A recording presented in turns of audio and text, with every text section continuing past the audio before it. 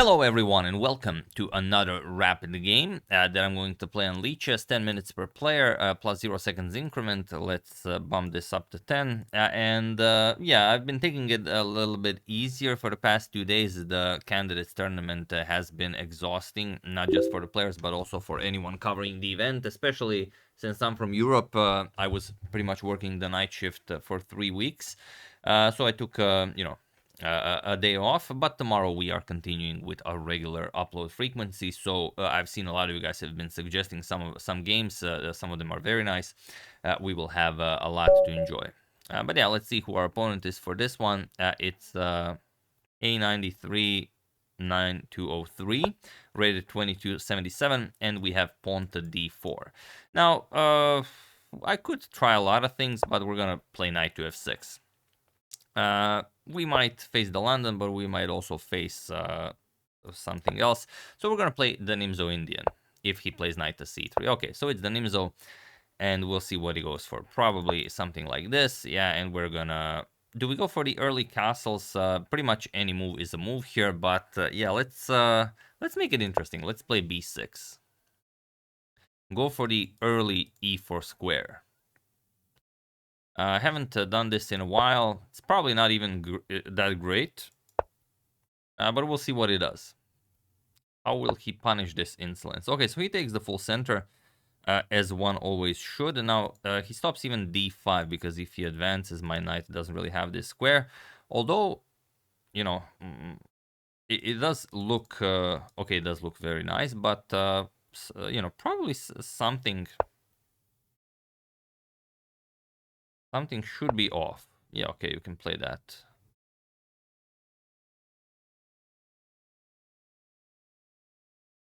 Is 94 a move here? Like captures, queen check? Yeah, but he can just move the king. He doesn't really care. He doesn't really care. If he plays this, I can capture, but he's not going to capture. He's just going to move the king, and then my pieces look very silly. Although, I mean, it might be nice. Yeah, okay, let's try it. Let's try it.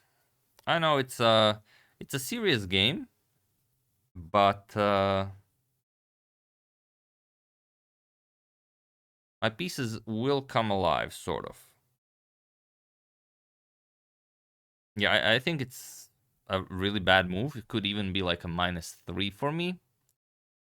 But I will get to harass his king a little bit. So let's see. Let's see what he does with this. Okay, so he does play that. Wow. I thought he would just move the king. Huh. Very interesting. Okay, now he has bishop here, so yeah, that's obviously the solution. Or that. Yeah, now he's just now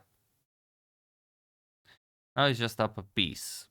Yeah, that was pretty bad. Not gonna lie, that was pretty bad. All right, but let's see what we can get from it.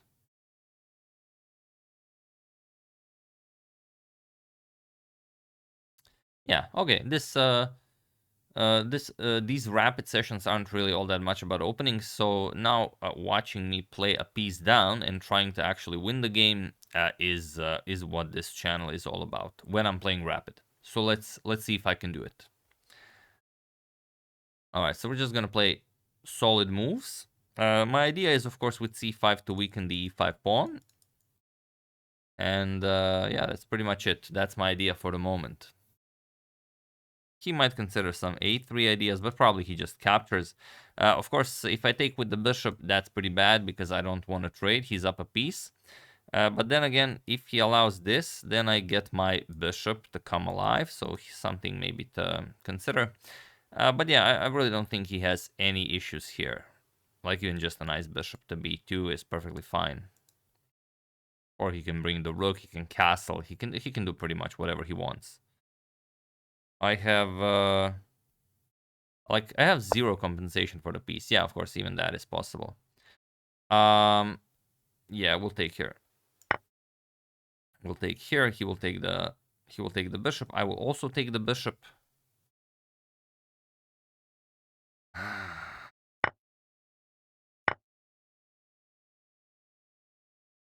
Yeah, okay. But we did weaken some of his pawns, like knight to c6 will now attack both of these pawns. So he might play b5 here. Might play also really just anything. Like bishop to g2 is always great, as it just goes after my bishop. Bishop to g2 also stops knight to c6, because, well, he's just gonna capture, and then I cannot capture as the bishop here would hang. So yeah, bishop to g2 is the way to go.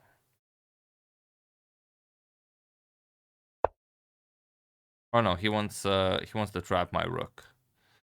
Okay, that's fair. It's definitely fair, but it also kind of allows me to trap his rook. Maybe. No, if I play this, he can just take with the bishop, and if I advance my pawn, he can just block with the bishop. So that's not gonna work.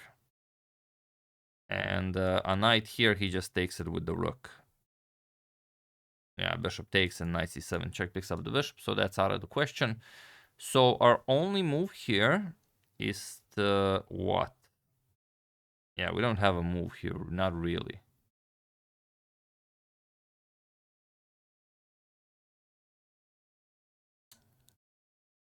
Yeah, we can give up the pawn here. Best we have, but then knight to d6 check. Yeah, we don't really have a way out here. We have to give up the rook. We have to give up the rook and wait for our opportunity elsewhere. Yeah, okay, now knight c7. I just develop. He takes my rook. I take his knight, and then he's much better. But still, he's not very confident about his position. Or he just likes to be very sure of what he's playing. Regardless, that gives me sort of an incentive to try and still play this for the win. Or not for the win. Maybe just, try and play this, and maybe he gives me a chance somewhere along the road. Okay, so I might capture with the rook. I might capture with the bishop. Yeah, I'll capture with the rook so I can activate. But no, yeah, I should also just give him this pawn at some point if I'm, to achieve anything this game. Okay, now maybe if I can take and give some sort of a check, even if he trades, if I get two connected pass pawns like this. Yeah, and it's still bad, but one is allowed to dream. All right, so I'm better on time. That makes me somewhat happy. But yeah, that poor opening decision of, yeah, that was just bad. I'm almost ashamed of playing it. But yeah, I actually thought he would have to move the king. I didn't see that he could just capture with the queen, and yeah, that's pretty bad. Okay, so he does what we've discussed, what we're gonna take here, and now he might have some issues developing. Okay, so he will take that. Okay, and obviously he wants to take my bishop as well, and just be done with it.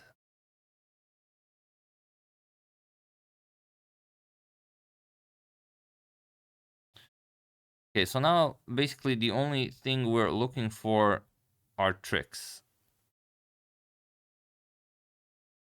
Yeah, so we're gonna go here. Point is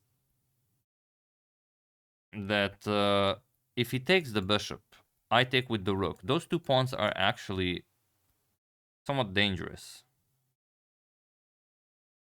And if he goes here, we don't really mind. We're gonna start capturing the pawns. But okay, then the king also comes into the game. We're gonna have to play f5 at some point. Yeah, the king move is actually very nice. I don't know if knight here would have been better. Does this stop king e2 in any way? No, it doesn't. Yes, it's not the best. Okay, so he's gonna take. Yeah, king e3 is just very nice. We're gonna play f5. And yeah, at this point he might even just take the bishop. Well, like, why keep it alive? Like, there's no reason to do that. Like e5 f4 will pose some problems for him. So yeah, I mean you should just take it. Let's go e5. Last moment to take it. Otherwise, my pawns are marching forward. Okay, so he covers the f4 square. Which is very nice, of course. Yeah, now he gets the rook into the game. And he traps my knight. Yeah, that's how he did it. Very nice. But it doesn't matter. Yeah, okay, you can do that. Okay, so we're gonna try a little trick here, which won't work. I still have to try.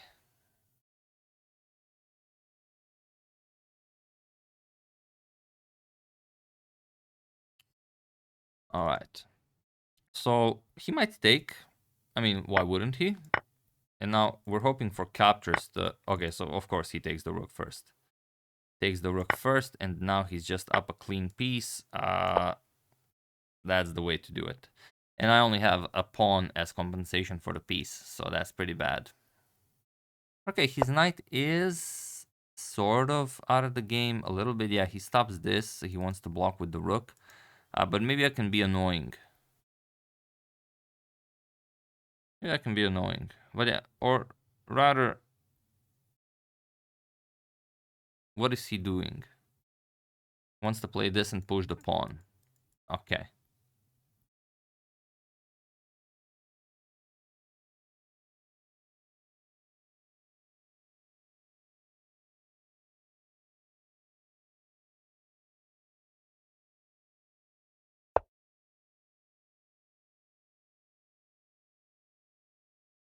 Probably he wants to do that. So will he block with the rook? Probably. Probably. If he doesn't, I can even just trap the knight. Yeah, something like king here. Yeah, he has to block with the rook. Yeah, if I had a more active king, I would even trade. But I don't, so I won't. Yeah, now a nice check. He just activates his king, and yeah, it's pretty bad for me. So we're gonna keep the rook here. Keep it active. Yeah, not just a nice push. He could sacrifice a pawn, and his passed pawn is marching forward. I think that is the way to do it. Although, yeah, maybe if he pushes, I give a check. He can trade rooks. He's faster. Yeah, my king is just. Yeah, maybe activating the king was the way to go. No, he goes here. Yeah, that's. I got lucky there. Yeah, he allowed me. He allowed me this small courtesy of surviving a little bit longer, which could be, the beginning of his downfall. Hopefully for me. All right, so he's trying to cut my king off from any action, which of course we will not allow. Let's get the king up the board, and now a nice check. I go here. He pins my pawn. I will lose that pawn, and it's gonna be a sort of a small race, or he immediately goes after the pawn, which is also nice. Yeah, my rook is really bad here. So at this point, I think we have to go and make it a race. Yeah, probably if okay, so he brings the knight into the game. He's playing very weird moves here. He's just giving me free tempi. Or I'm missing something. Okay, we're gonna go for the knight again. He will attack my rook, which we don't mind because we're gonna block. And then if he... Oh, okay, so he gives back the piece. Why? I mean, I know why. He wants to get rid of my passed pawn as well. But yeah, now I'm not so sure about his position. Now I'm not so sure. He's up a pawn, but how is he crossing c5? There's no way to cross c5. Once he moves the rook to go after this pawn. Okay. We march for... Okay, so he wants rook to c2, obviously. Huh.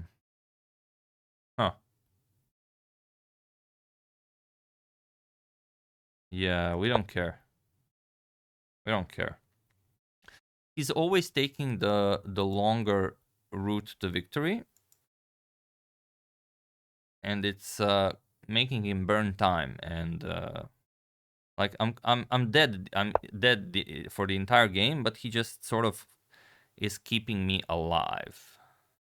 Okay, so check.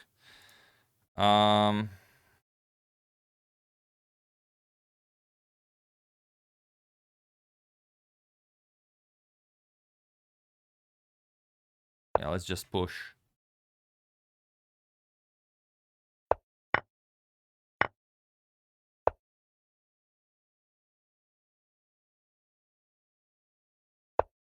Yeah, we're faster. Now we're definitely faster. He's still up a pawn, and it's two connected pass pawns. Like, even if I manage to push the pawn, I could capture it.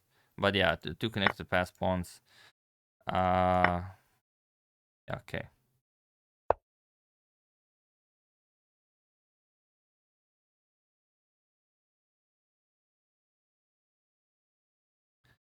Of course, he will give up his rook.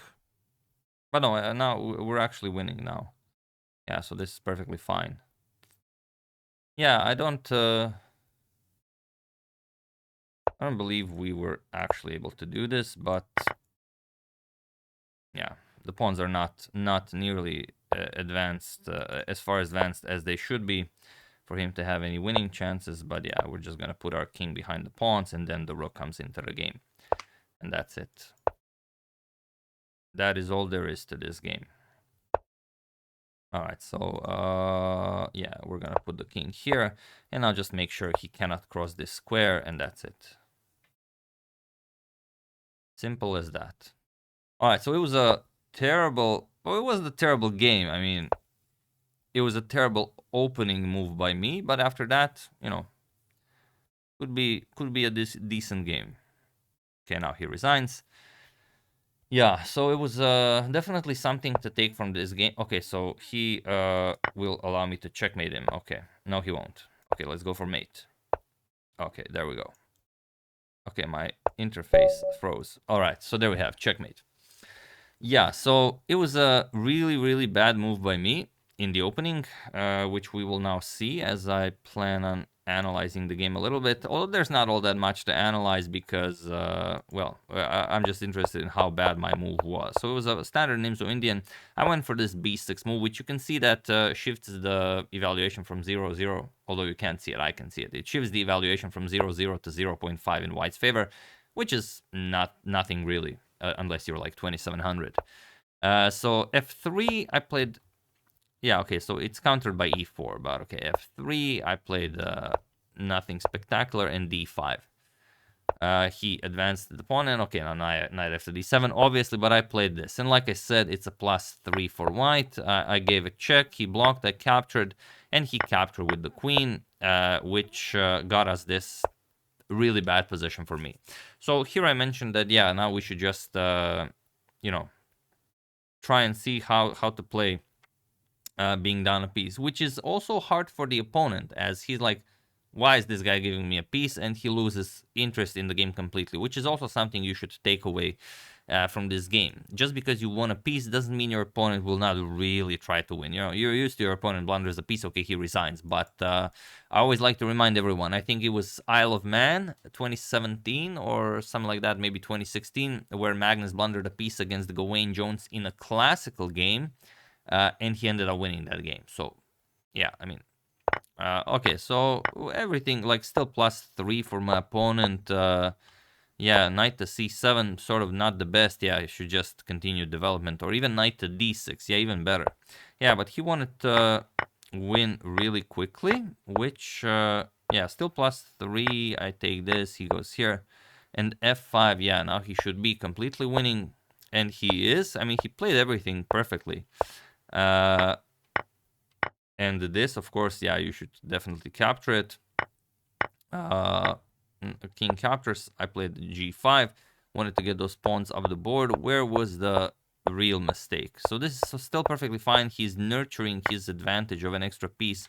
Okay, yeah, so capturing here, yeah, that was the mistake. He was already in time trouble, and he played g captures on f5, which, I mean, he's still winning, but now he has to really play for it. Yeah, with knight to d3, he's still in the game.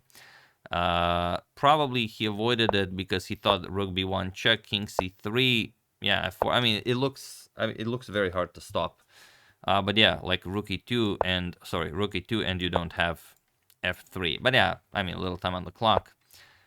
So he allowed me to take the knight, rook captures on f2, I played king f6, and now he blunders with king b3. Yeah, rook to d2. Yeah. Now I played h5. Yeah, now it's equal. Now it's a draw, which of course we knew. And here, yeah, okay, with h4, he still has some sort of an edge with rook to d6, trying to just, like I said, he needs to be advancing the g pawn as quickly as possible.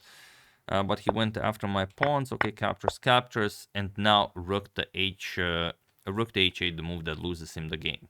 So he played the entire game without blunders, and on move 40 he blunders, as if it was a serious game, you know, without reaching move 40. But yeah, he played rook to h8, and now g2 is of course completely winning. But here, with rook to h5 or rook to h5, the only move that doesn't lose for him. Rook h5, king f4, rook h4 check, and now what? King here. Oh, you pin it with rook h3, and now king f2, rook h8. Okay, so now my king is too far away to help out with the pawns, and it's a draw. Yeah, so yeah, it was still possible to draw this, but you had to find the elegant solution of making my king a little bit more passive before giving up the rook for the pawn. Yeah, also very interesting. Yeah, but g2, and now of course the rook and king are just too powerful a duo, and we were able to deliver checkmate here. So yeah, not the best if you're into openings, but I really I'm pretty terrible at openings, so that's why I said these videos where I play rapid chess are not about opening play. They're more of me trying to explain my thought process as clearly as possible, and win or lose, just play some chess. So yeah, so I hope you got something out of this, and I see some of you are really enjoying these rapid games, so I don't mind playing like one a day, but from tomorrow on we are continuing with regular uploads, and if I can manage like a one rapid game a day, I might also include it, but don't expect it every day. So yeah, that's the game. Hope you guys enjoyed it. As usual, you can check 2 of my previous videos here. Thank you for watching, and I will see you soon, continuing to check up on your wonderful suggestions and whatever else happens in the chess world. So thank you all. I will see you soon, and have an excellent rest of your day.